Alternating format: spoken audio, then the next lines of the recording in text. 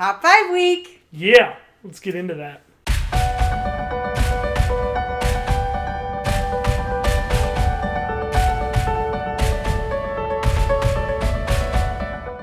Hey all, I'm Andrea Warnock. I'm Nate Warnock. And you are joining us on Marriage by Design podcast for Marriage Monday. But That's right. It's top 5, so Yeah. It's a little bit different. Anyway, Marriage Monday is a show where typically we're talking about God's design for marriage, what he has to say about it in the Bible, and how we live out God's design for marriage. Totally.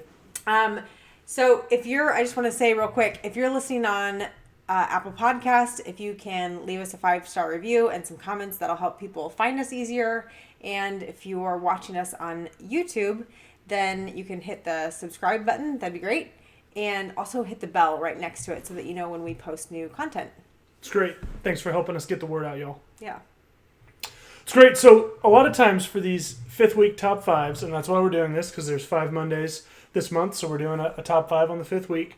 A lot of times we do fun ones, right? We've done top 5 cringeworthy moments on Family Friday. We've done top 5 ways we like to have fun here on Marriage Monday. But sometimes we want to do some serious ones too. Mm-hmm. Now, Andrea and I have had really the blessing of being able to walk side by side with a number of couples that have gone through really difficult times in their marriage. If you've heard our history and our background, you know we ourselves went through really difficult times in our marriage. And so when the Lord brought us through that, he then gave us the challenge of, hey, I want you to seek out couples that are struggling and stand up for marriage in their lives as well. And hopefully we have brought glory to his name by doing that. But one of the things that we've been able to see over that time is that, I think coming into that calling on our lives, I thought, man, Satan's probably got a million strategies for tripping couples up in their marriage. Sure. And while certainly things look different from one marriage to the next, one thing we've realized is Satan doesn't have a whole ton of strategies because it seems like he doesn't need them, right? It's the same few things that seem to trip couples up in their marriage. So this month, what we wanted to do is a top 5 ways that we've seen from the couples we've been able to interact with, things that we've read in our own marriage. Top 5 things that trip couples up in their marriage. Mm-hmm. As always, we've not talked about these ahead of time. Andrea came up with her list of 5. I came up with mine, and we're going to just share them and kind of talk a little bit from there. So, without further ado, let's get into number 5.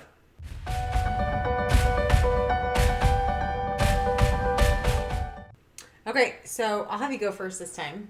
Tell me what's your number 5 ways that people get tripped up in their marriage. You bet. So for me, number 5, and I put this one as number 5 because it sort of is a kick in the shorts to people that are watching that are already married and maybe are going, hey, I'm struggling in my marriage, or hey, we struggled in our marriage, because my number 5 is failure to seriously prepare to get married.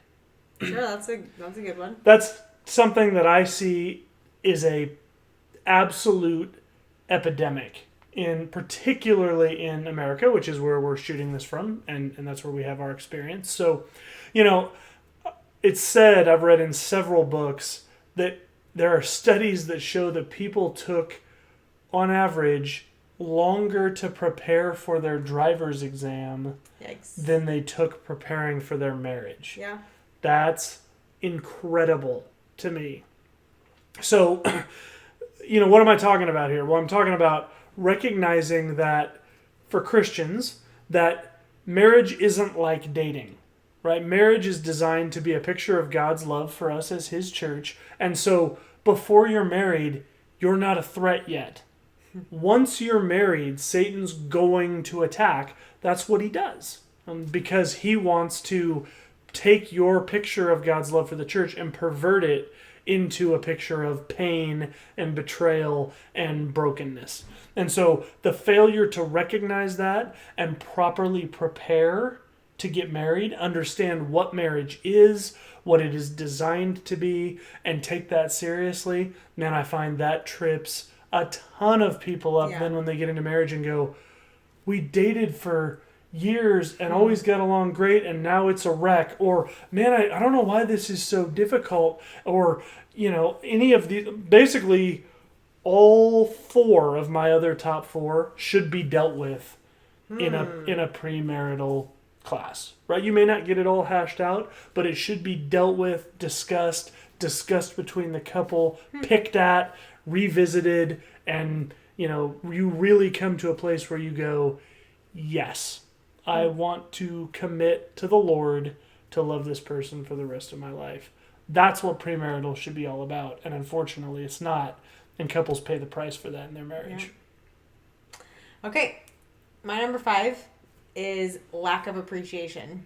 I think it's so easy to just do the everyday thing, and you're used to living with this person after a while, and you just become lax in appreciating them and in letting them know the things that they do and who they are that you love and all that sort of thing. So I think lack of appreciation can trip people up, because then they just feel like everything that I am and the things that I do don't matter, and all that sort of thing. So I think it can lead to a negative viewpoint of your marriage just by not feeling appreciated.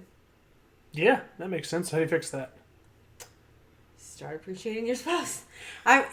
We talked about this in, I think, Marriage Monday, in Family Friday, as part of our code.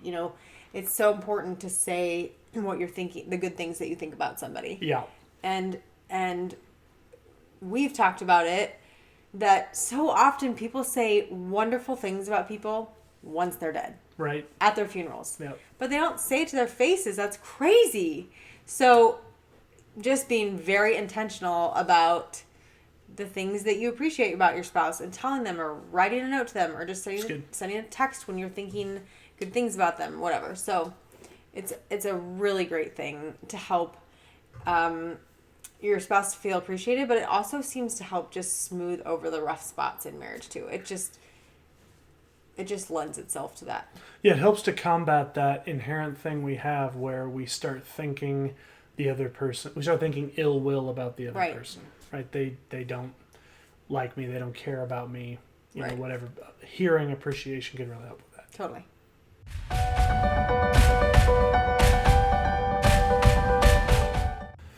Okay, number 4 for me is what I call not being serious about purity within your marriage. A lot of times we talk about purity within the Christian community as a adolescent thing, right? When you're an adolescent, you don't be doing that. You're blue and she's pink and we purple together. I don't even know. I hate stuff like that. There's no purpling allowed. No purpling. That was definitely a youth group. Yeah. Oh my gosh, I hate it. If no you purpling. do that in your youth group, please stop. Your teenagers understand that what you're talking about is sex. I think it's funny. It isn't. It's funny now. It's funny when you're something. It's not funny when you. It's not funny when you're a teenager. So anyway, point is that we seem to make purity within the church so often about leading up to marriage, and then, hey, you get to your wedding day, and then all bets are off. And unfortunately, I think that puts couples in a bad way on both sides, right? There are some that really struggle with, well, if we got married tonight, this morning we shouldn't do any of that, and now tonight we should do all of that. And it can really cause some problems there. But it also causes problems on the other side, where it's like, hey, we're married now, so what about pornography? And what about, I'm not just talking about like dialing up the internet and searching a porno, right? I'm talking about like shows that have excessive nudity in them. Well, but it's a really good show. Right, but what does that do to your marriage? Right? We need to be so careful about letting outside influences of impurity into our marriage, because those things build over time, and they can really lead couples astray, right? They can lead into secret sin, right? Pornography addictions. They can lead into, frankly, letting other people into your sexual relationship, right? Maybe not physically, although perhaps in some cases that too, but in thought life, right? I mean, it begins to take your marriage and let outside influences of impurity into it. And it really takes that beautiful, pure relationship, fun relationship that a sexual relationship within marriage is meant to be, and allows it to become something that all kinds of people are in on, right? Which really, it really perverts what purity in marriage is designed to be. And it really is going to, it doesn't just end in the bedroom, right? It's going to make your emotional relationship less close. It's going to make your spiritual relationship less intimate. All of those things start from having pure intimacy within your marriage. And it's something we've got to work so hard to protect. And for couples like us, me in particular, that did not protect that for years in marriage, I have to be so diligent now about being just beyond serious, militant about it. Because praise the Lord, He brought me through that and has delivered me from a lot of those memories and thoughts and those kinds of things. But allowing those other impure things back in brings all that right back up. So for me, number 4, being serious about purity. Yeah. My number 4 is getting your priorities out of whack. And included in that is a wandering focus. So getting priorities out of whack can be putting anything above your spouse, other than the Lord. So our priorities should be our relationship with the Lord, and then our spouse, and then our kids, and then the rest of our family. That should be your priorities. And it's so easy to get them all whacked out, especially, at least for me, with kids. Yeah. It's so easy for me to put those kids above Nathan because they're demanding and they need a lot, and they are almost my whole life, time-wise. So for me, it's really easy to get my priorities, particularly when it comes to my kids, above Nathan. It's also easy for me to get my priority with the Lord to go, lower than a lot of things. Sure. I can struggle with that for sure at times. So getting priorities out of whack then just gets my whole life out of whack and gets my marriage in a place that isn't good because I'm not giving it the priority that it should be. And so that can be a struggle. And priorities also go to what Nathan was talking about, having a wandering focus. And that doesn't necessarily mean that you're looking at somebody else or that you're considering somebody else, but it's just your focus is not where it should be. Yeah. And that's just wrong. So I personally feel like daily I'm having to check myself with my priorities and think about this thing that I did, that was probably not the right priority there, and confess that to the Lord and all that. But personally for me, I feel like it's something that I'm just constantly trying to think about and pray on and work on. So, and probably something that I could do better is to ask you how you feel I'm prioritizing you.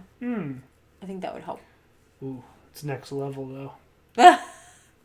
It is. That's a challenge question. So I will ask you that after this video.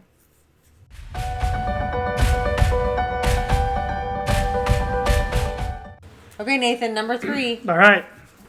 My number 3, I didn't say too much about your last one because we're going to be talking about it again right now. Okay, great. In a specific way. Well, I figured that because you're more of the talker, so I figured it was coming up for you. So for me, my number 3, a specific subset of your number 4 that I think we need to talk about. That is the child-centric home. Mm-hmm. So I find, and we're really seeing this right now a lot with the baby boom generation, and I suppose they're kind of on the back end of this now. But I remember 10 or 15 years ago, man, it seemed like there was just a string of people in our sphere of influence, whether it was people our parents knew or people we knew through church or whatever it was, that got to the place where their kids were grown out of the house, and then the marriage fell apart. And of course we know, that it didn't fall apart at that time. No, it's been crumbling. Right. For a while. Well, but it had a certain glue that was holding it together. And that glue was the children. Yeah. And this is something that, man, if you're a young family, or you're about to be a young family, or even if you have kids that are getting to that direction, man, be so diligent about sowing into your spouse. We talk in a lot of our videos about your kids need to know that your relationship with your spouse is paramount to theirs, right? You can have serious conversations about that. Maybe it's that your son or daughter gives some sass to your wife, and is particularly effective, I find, with boys. But, Jackson sasses off to Andrea, and I sit him down and say, Jackson, you need to understand that's my wife, and you're not going to talk to my wife that way, right? It changes the focus for him from, that's my mom, and, I'll take advantage of her because little kids do dumb things like that, to, oh man, I better get my act together because that's my dad's girlfriend, right? That's my dad's wife. Or my mom's husband, right? It's the same way either way. It changes the focus from, hey, your mom and my main goal is to raise you, to your mom and I have a marriage that's rocking, and you get the privilege because the Lord chose to put you in our family of sort of being in my sphere of influence. Yeah. And maybe that sounds super self-focused, and I don't mean it to be that way, but let me be clear, I do mean it to be that this relationship right here is a higher focus in our lives than our relationship with our kids. That's biblical. It must be that way. Right. Because as soon as you start being more focused on your kids than you are here, you're going to do the worst possible thing you can do for your children, and that's let this crumble at some point in their lives. I mean, that's it. Right? This relationship between you and I must be paramount to the kids. And it is so easy to allow that priority, as you said, to get out of whack. Because kids require so much. Right. And we don't see that our kids, hate that. I mean, we don't see that hurts our children. No. Because it's not one of them. We're not saying that one of you are more important than the other. Exactly. It's a totally different relationship. Right. And we don't treat them, any less because our relationship is more important. They still get treated well. It's just they know that the priority is our relationship. Sure. Well, it's a matter of opinion, right? I mean, if you asked our 10-year-old, hey, do you get treated less? Do you get treated differently as a result of your parents' relationship? I'm sure he would say, well, yeah, they make me go to bed because they say they want to hang out together. Well, okay. But that's not right. I mean, there's a million studies that show that that if you want to get your kids ahead in life, the best gift you can give them is a loving, intact relationship with your spouse. Yeah.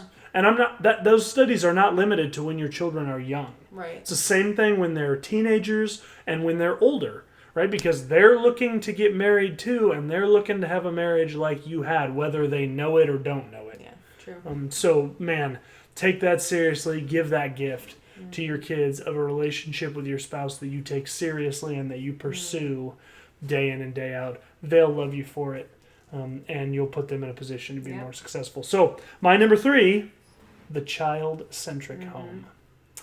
My number 3 is communication. So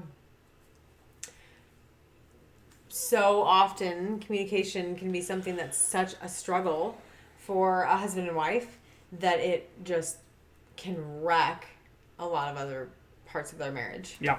And so, not oddly enough, this is what we're talking about on Marriage Mondays this month. Communication, but cross-selling, there we nailed go. it. Anyway, but communication, either not communicating enough, not communicating well, not communicating at deep levels, all that sort of thing can really sidetrack a marriage and cause so many other issues, in intimacy and in care for the other and all that sort of thing, because you just feel like we can't even talk. Mm-hmm. So yeah. And if that's a struggle for you, watch some of our Marriage Mondays from this month, and hopefully that would give you some ideas as to how to help. Should we make it easy for them? Sure. All right. Click the I right there, and it will take you to episode 1 of Marriage Monday, where we talk about communication, and you can go through all the rest from there. Yeah, it's great.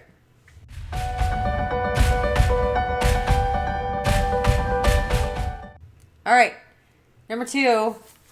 Okay, my number 2 is unshared or unmet expectations. Aw. So that's the sound mine. Andrea makes when I steal her thunder. So unshared or unmet expectations. So I'll talk about it a little bit, and we'll revisit it when we get to where it is on your list. So for me, this is probably the biggest thing that gets missed if you don't have some serious premarital mentoring before you get married. Because the reality of the matter is, we come into marriage with certain expectations. I don't care how much you tell me you don't, you do. Because you grew up in a home where people did things. Mm-hmm. And in your most formative years, you saw this individual, and my dad does this, my mom does this, right? And in your most formative years, there's no way that doesn't make its way into your head. Even if it makes its way into your head from the standpoint of, my dad always did this thing that I hate, so I'm never doing that. That's an expectation. Sure. Right? So the problem is, you get into marriage, I have these expectations that I think are perfectly natural, right? I grew up, my mom always changed my brothers and sisters' diapers. I'm not changing diapers when I get married. That was not the case. Not true. No, that's true. I was the oldest. I was changing diapers. Your dad changed diapers. Dad changed diapers. Everyone was changing diapers in their house. That's right. So anyway, but as by way of example, that might be a thing, right? Well, your wife comes into there going, I grew up, in a single home where my dad was, from the time we were young, my dad was the one that was raising us, and so he always changed the diapers. So I would imagine you'll be changing just as many diapers as me. And then you have a child, and you don't understand why whenever there's a little funk in the air, he disappears. Right? I mean, that's a silly example, right? But I guarantee you right now can think of examples of that in your marriage. I'm going to put you on the spot. Yeah. Can you think of any unmet expectations that you have had in our marriage? In the past? Yeah. Yeah. So currently? No. So I mean, a lot of those first years of our marriage, when things were so rocky, a lot of what I let build up resentment in my own heart were unmet expectations of, hey, we're going to get married and you're just going to adore me all the time. And it's going to be amazing. And we're just going to sit and you're just going to fawn over me. And it's going to be this amazing thing. And then I met my wife. And no, I mean, it's, that's how it is, right? I mean, that isn't who you are. And you and I just talked about this the other day. It's funny how that expectation of mine, I realized I don't actually want that thing that I expected I would get. But at the time, it touched up against another expectation that I had, which was, you're never going to pressure me to do something your way, right? It's going to be like, you're just going to be kind and calm. And of course, that's ridiculous, right? I'm sure, if you're married and you're listening to this, you're going, wow, you were an idiot. And you're right. But, so the first time I didn't take the trash out when I was supposed to, or I didn't fold the towels the way I was supposed to, and you said something about it, I immediately went to, why aren't you just loving me? Because we're married, and because you're folding the towels wrong. Exactly. and that got us off track. Is that silly? Yeah, but that's real. I mean, that was a real thing for us. So don't think it's just big things. These unmet expectations can be little things. We just went round and round on those sorts of things. We had a couple, and praise the Lord, they did take their marriage seriously beforehand. But we were talking to them post-marriage, and one of the things that they had mentioned was, man, I don't understand why we're always doing laundry. Like, why can't we let the laundry build up and then we'll do a full load of laundry? And one of the two in this particular situation, that was how they grew up. Is at the end of the day, you get whatever little laundry you use that day and you do a load, and then you always have clean laundry. And meanwhile the other one's going, why are we washing 5 pieces of clothing? Right. Is the other person trying to tell me that my stuff's gross, or what's going on here? And they sat down, talked it out, and again, is that a little thing? Yeah, but tell me you've not heard about how this couple got divorced because he puts the toilet paper on over the top and she puts it on over the back. Well, of course it's not about that. Right. You don't get divorced over how many loads a day you do of laundry. You get divorced because those expectations build up resentment and bitterness, and over time you start... Yeah. So, my number 2, unshared one, or unmet expectations. Good. My number 2 is money. Just money issues. And I'm not saying lack of money, although that could be definitely something that gets you off track, but just money in general. So Nathan and I used to have issues with, I am very much of a saver. I don't think we should be spending money. There's no reason for spending money. She means that. No reason. You should never spend money, ever. There's no reason. I've grown in this area. We didn't eat for 6 months. That's ridiculous. I'm totally a penny pincher. And I think part of that comes from, I don't find a whole lot of things in this world that give me much joy that are worth spending money on.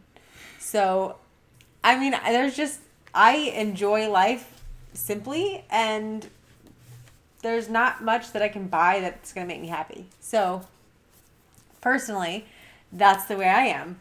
I married somebody who's the complete opposite of that, right? Is that what you say? I mean, I've had a hobby or two over. He wants to buy every little thing, and he wants to collect everything, and I could not have married somebody more different than myself.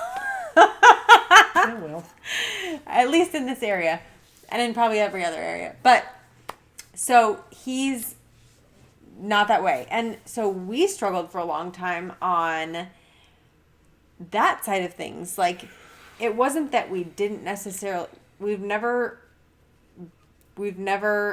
not had a dime to our name. So it's not like we've spent ourselves into oblivion. Not ourselves. It's not like Nathan's ever spent ourselves into oblivion. Right. It's not like he's done anything like that. But he is more of a spender. I am very much a saver. And I would get super upset with him about all that, and he would get super upset with me about the way I am. So that is a way that money really got us off track a lot of times. And for other people, it may be just struggling with money. It may be you have different ideas of what you should do with your money.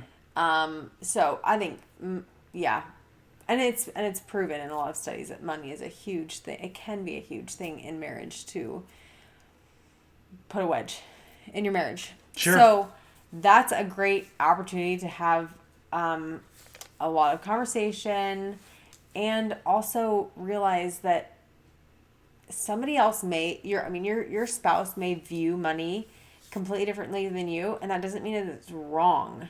You may need to give up control a lot more.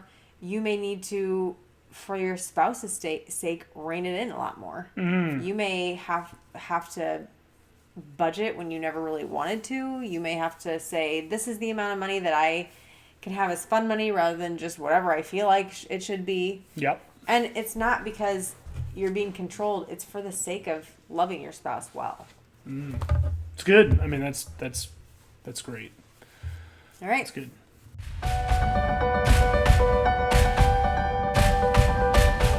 Number 1. Okay. We're down to it. Number 1 for me, and the reason why I made this number 1 is because I really feel like number 1, if you get this right, can make up for all the rest. It can make up for failing to prepare for marriage properly. It can make up for, not being serious about purity and getting healing in that area in your marriage. It can make up for having a child-centric home. It can make up for unshared or unmet expectations. And that is, for me, the number 1 reason why couples struggle in their marriage is because they fail to seek out godly accountability and mentorship.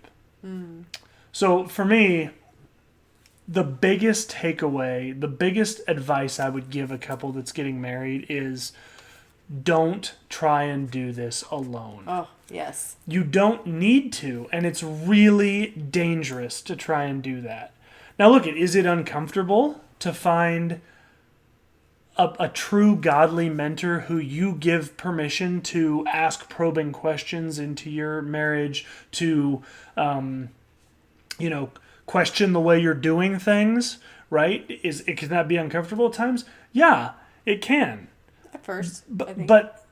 But having huge struggles in your marriage is really uncomfortable too. So we would rather cut those off at the pass than go down that road. And Andrea and I have been down both roads. For years we did marriage on our own with really nobody knowing what was going on, within the bounds of our marriage. The second half of our marriage, and it is actually coming up on 2 complete halves here on our next anniversary, which is kind of funny. I just thought of that. But yeah, first 8 years, we did it all on our own. Second 8 years, we had accountability and mentorship. We had, people that, were able to speak into our marriage. Yep. Yes, I was including the dating year. I just gave him a look. Giving me a funny look. And I was just about to say, apparently our accountant cannot do math. No, we're coming up on 15 years. Yes, of marriage. 16 years since we started dating. So, anyway, having that mentorship in your life as a couple, but also individually, allows you husbands to be able to have someone who can ask you difficult questions about your thought life, about lust issues, about pornography, about those kinds of things. If you have true mentorship in your life, that can really help to keep your marriage on the path you want to be on and not fall into, we talk oftentimes, when we talk about marriage, about us having ruts, right? Those where we might have a wrong behavior, but like wagons, back in the 1800s, those wagons would go on the same area over and over and over again and would build these big ruts into the ground. And if you're riding in one of those wagons and you try to get out of those ruts, it's hard to do because they're deep. And once you do get out of them, there's always this sort of slide to fall back into them. Our lives are a lot like that. Mm-hmm. When we allow things into our marriage, any of these other things you and I have talked about, we can start creating ruts of destruction in our marriage. And having godly accountability and mentorship in your marriage, it's like having someone help to push the wagon out of those ruts and identify, hey guys, you're getting awfully close to falling back into those ruts. Let's push it out again. So man, I would really recommend, and if you're listening to this video and you're dating or married, I am talking right to you. It doesn't matter how long you've been dating or married, find a godly couple that believes the same thing about marriage that you believe, that the Bible teaches, and ask them to meet with you regularly, monthly, maybe weekly for a while, to talk about where you're at in your marriage. Because having a mentor couple there to help you guys do marriage together, someone that's been through it,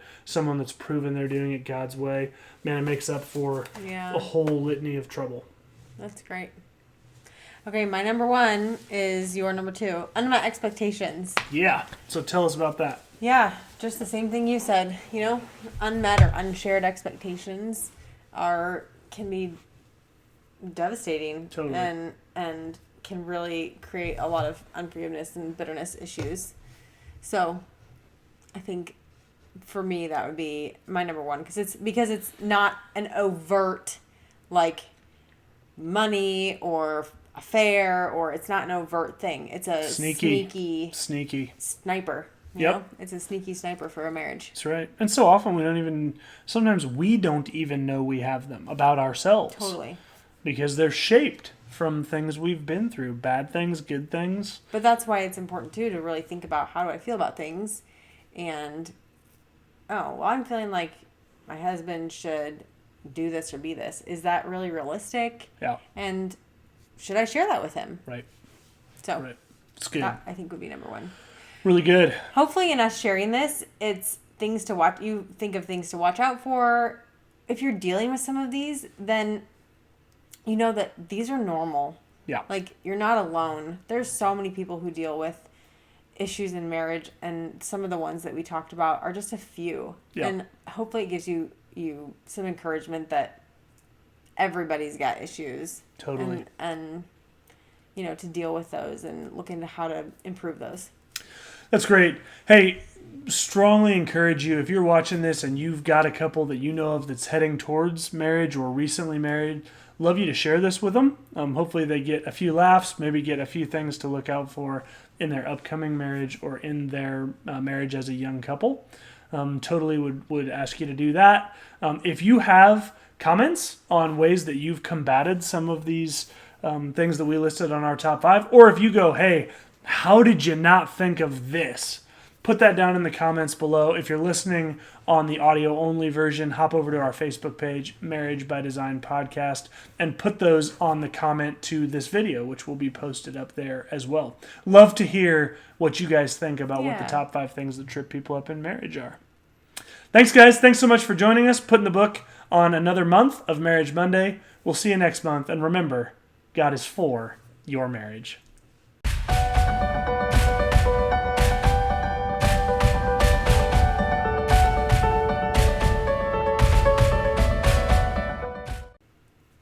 Oh, I'm glad this video's over. I have to fart. Okay.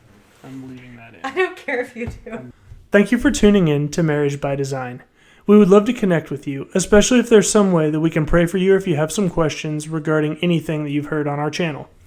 You're welcome to email us anytime at marriagebydesignpodcast@gmail.com. Otherwise, you can check us out on Instagram at Marriage by Design Podcast or on Facebook by searching Marriage by Design Podcast. Don't forget to subscribe to our podcast so that you can find out right away when new content drops. Finally, if you want to see us face-to-face, all of our podcasts are released in video-on-demand format on our YouTube channel, Marriage by Design.